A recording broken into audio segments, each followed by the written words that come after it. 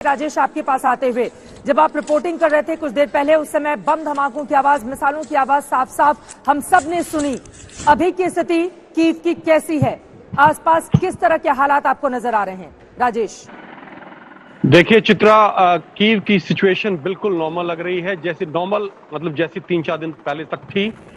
Normal का मतलब ये नहीं है कि जैसी युद्ध से पहले थी, लेकिन पिछले 3-4 दिन से कुछ खास बदलाव नहीं आया है। और पिछले 16 घंटे से कोई बमबारी या कोई फायरिंग या कोई लड़ाई की खबर भी आसपास से नहीं आई है।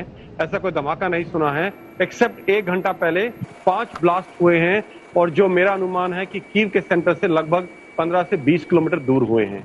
इसके अलावा जो यहाँ की लोकल फौज और मिलिशिया है, वो पूरे युद्ध स्तर पर अपना काम पे लगे हुए हैं, डिफेंसेस बना रहे हैं, डिफेंसेस को इंप्रूव कर रहे हैं, हर जगह सैंडबैग्स प्लेस किए जा रहे हैं, ऑब्स्टेकल्स लगाए जा रहे हैं।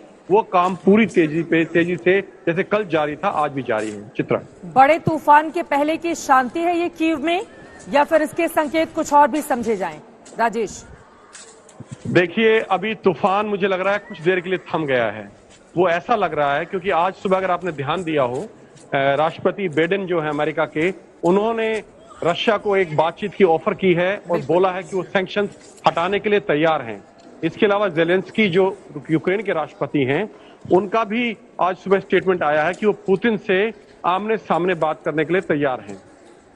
तो ये सब इस तरफ इशारा कर रहे हैं कि शायद कोई भी नहीं चाहता कि कीव डिस्ट्रॉय हो, ये शहर जो इतना खूबसूरत शहर है ये बर्बाद हो, और कोई भी नहीं चाहता कि इसमें और कैजुअलिटीज हो।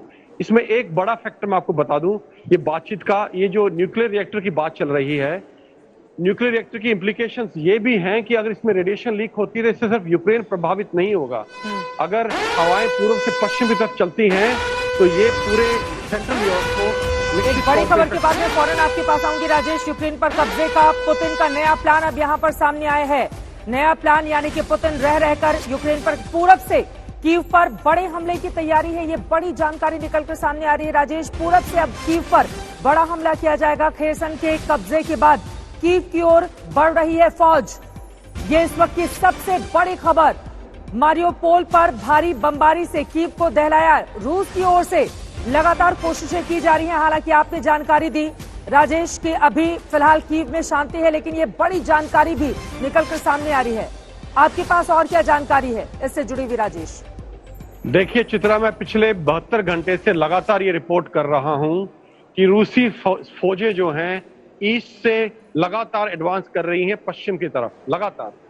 और ये जो ज़पोरिज़िया का उन्होंने कब्जा किया है कल रात को, ये उसी की उसमें एक कड़ी है, क्योंकि मारियोपोल पूरब में है, उसके पश्चिम में उसी एक्सिस पे अगला बड़ा शहर ज़पोरिज़िया है, उससे अगला बड़ा शहर निप्रो है।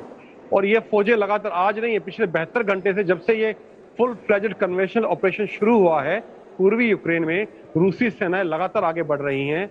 और जो लुगान्स्क और दोनेत्स्क मिलिशिया जिसको हम बोलते हैं, जो वहां का मिलिशिया है, ये जो दो देश रशिया ने रिकॉग्नाइज किए हैं, उन्होंने परसों ये क्लेम किया था, अब से 48 घंटे पहले, लुगान्स्क में उन्होंने 34 किलोमीटर और दोनेत्स्क में 64 किलोमीटर यूक्रेन टेरिटरी के अंदर तक कब्जा कर लिया है। कल उन्होंने क्लेम किया था कि उन्होंने 40 गांव और छोटे शहर जो हैं वो कब्जे में ले लिए हैं। तो ये लगातार आगे बढ़ रहे हैं पूरब में, और मेरा ये मानना है कि अगले 2 से 3 दिन में ये जो है निप्रो नदी तक जो रूसी फौज पूरे ईस्टर्न यूक्रेन में पहुंच जाएगी।